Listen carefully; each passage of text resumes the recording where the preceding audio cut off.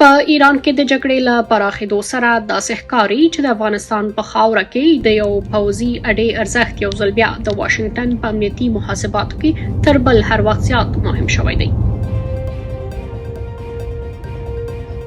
بل پلو د امریکا او طالبانو ترمنځ اړیکې هم په وروستیو کې د لومړي ځل لپاره په څرګنده توګه ترنګلې شوي او ان تر ګواښونو پورې رسېدلي دي.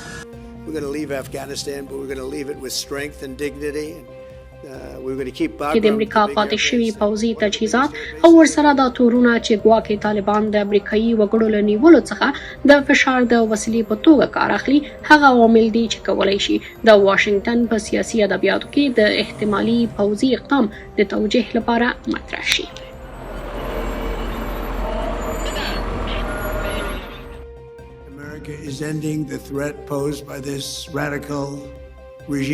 سربیره پر دې د امریکا ولسمشر ډونالد ټرمپ تېره ورځ په سپینه ماڼۍ کې له بنسټپالو حکومتونو سره خپل سخت مخالفت څرګند کړ.